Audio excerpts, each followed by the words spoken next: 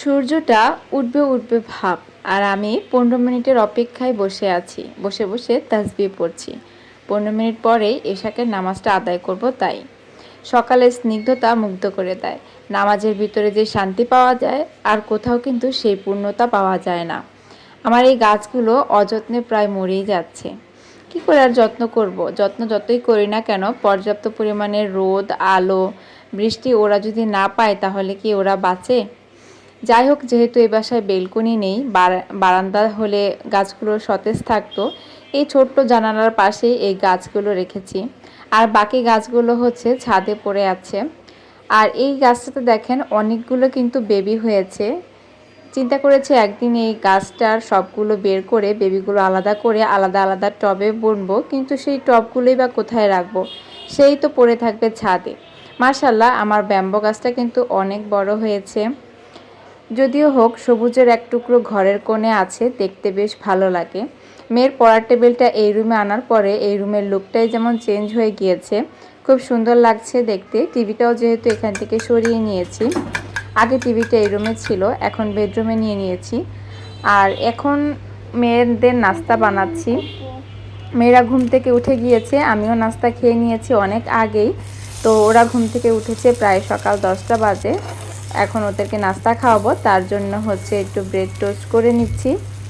ওদেরকে দেখা যায় নাস্তা খাওয়াতে আমার অনেকটা হেসাল পোহাতে হয়। ওরা ঠিক মতো খেতে চায় না। আসলে এটা সব বাচ্চাদের নিয়মই, হয়তো ঠিক মতো খাবার খেতে চায় না। আর মায়েদের একটা টেনশন, কি খাবার দিলে খাবে। আমি এমন অনেক বাচ্চা দেখেছি যারা সুন্দর মতো খাবার খায়, খিদে লাগলে খাবার চেয়ে খায়, কিন্তু আমার বাচ্চা দুইটার মনে হয় খিদেই লাগে না। যাই হোক, ওদেরকে খাবার খাইয়ে এসে পড়েছি দুপুরে রান্না করতে। একটু দেরি হয়ে গিয়েছে। ইদানিং গ্যাস একেবারেই থাকছে না। যদিও বা এই বাসায় এর আগে কখনো এরকম গ্যাসের সমস্যা দেখা দেয়নি, কিন্তু এখন দেখা যায় গ্যাসের সমস্যা দেখা দিচ্ছে। গ্যাসের মিডিয়াম আঁচ কিন্তু একদমই কম। চিংড়ি মাছ দিয়ে পুঁই শাক আর আলু দিয়ে রান্না করছি। আমার কাছে এই তরকারিটা ভীষণ মজা লাগে। তো কালকে যেহেতু খেয়েছিলাম একটু অন্যরকম ভারী খাবার, তো ভাবলাম যে আজকে একটু হালকা পাতলা খাবার খাই। একদিন ভারী হলে আরেকদিন হালকা পাতলা, মানে কোনো রকম আর কি। তো পুঁই শাক, আলু আর চিংড়ি মাছ দিয়ে তরকারিটা রান্না বসিয়ে দিয়েছি। পুঁই শাক, চিংড়ি মাছের যে ঝোকাটা ছিল সেটা আমি বেটে, তার সাথে দুইটা কাঁচামরিচ দিয়ে বেটে তারপর হচ্ছে এখানে দিয়ে দিয়েছি। সব মশলা কষিয়ে এখন হচ্ছে শাক আর আলুটা দিয়ে দিয়েছি। ভালো করে নেড়েচেড়ে কষিয়ে এখন ঢাকা দিয়ে রেখে দেব কষানোর জন্য। আর এটা হতে হতে আমি এদিকে হচ্ছে চলে এসেছি মাছ ভর্তা বানানোর জন্য। বেশ অনেকগুলো মাছ দিয়ে আজকে ভর্তা বানাবো। মাছগুলো একটু লবণ, হলুদ আর মরিচ দিয়ে হালকা ভেজে নিয়েছি। তারপর হচ্ছে কাটা বেছে নিয়েছি। এখানে 2 রকমের মাছ আছে, তেলাপিয়া মাছ আর হচ্ছে রুই মাছের একটা লেজ ছিল, সেটাও দিয়ে দিয়েছি। টমেটো থাকলে টমেটো দিতাম, কিন্তু টমেটো নাই। আর তারপরে হচ্ছে অনেকগুলো মাছ, তাই এখানে আর কিছু অ্যাড করলাম না। মাছ, শুকনো মরিচ ভেজে নিয়েছি, লবণ, 3টা রসুনের কোয়া দিয়েছি, আর বেশ অনেকটা পরিমাণের কাঁচা পেঁয়াজ দিয়ে ভর্তাটা বানিয়েছি। বেশ মজা হয়েছে এই ভর্তাটা খেতে। অনেকগুলো ভাত খাওয়া যায় এরকম ভর্তা হলে।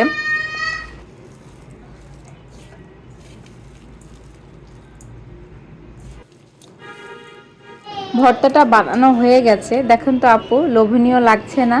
আসলে সত্যি খুব লোভনীয় লাগছে এই ভর্তাটা। বেশ যেমন দেখতে সুস্বাদু, খেতেও কিন্তু মাশাআল্লাহ দারুণ ছিল। অনেকগুলো ভাত খেয়েছি। গরম ভাতের সাথে এরকম ভর্তা হলে আর অন্য কোনো তরকারির প্রয়োজন নেই। সাথে তো আজকে পুঁই শাকও আছে।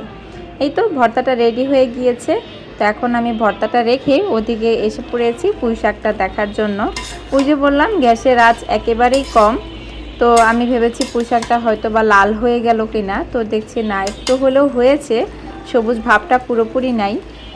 কিছু রসুন কুচি রেখেছিলাম তেলের সাথে দিয়ে দিব, মনে ছিল না, পরে দিয়ে দিলাম। আর 2টা কাঁচামরিচ দিচ্ছি, চিড়ে দেইনি, কারণ আমার মেয়েরা যেহেতু খাবে ঝালের পরিমাণ একটু কম রাখার চেষ্টাই করি, যেহেতু ওরা তরকারিটা একটু খায়। দুপুরে সব আয়োজন শেষে সন্ধ্যাবেলা একটু মেয়েদের জন্য সেলাই কাজে বসেছিলাম। ওদের জন্য এরকম, এই যে আমার ছোটো মেয়ের গায়ে দেখতে পাচ্ছেন এই জামাটা বানিয়েছি, সেমভাবে বড় মেয়ের জন্য বানিয়েছি। ওর একটা ছবি অ্যাড করে দিয়েছি লাস্টে। আর আমিও এই সেম কাপড়েই আমি একটা লং শার্ট বানিয়েছি। আমার হাজব্যান্ডের জন্য একটা পাঞ্জাবি বানাবো সেম কাপড় দিয়েই, ফুল ফ্যামিলি সেম কাপড় দিয়েই ড্রেস বানিয়েছি। হাজব্যান্ডেরটা এখনও বানানো হয়নি, আমারটা বানানো হয়ে গিয়েছে আর মেয়েদের দুটো বানানো। আমার ভিডিওটা আপনাদের কাছে কেমন লেগেছে অবশ্যই কিন্তু কমেন্ট করে জানাবেন। আল্লাহ হাফেজ।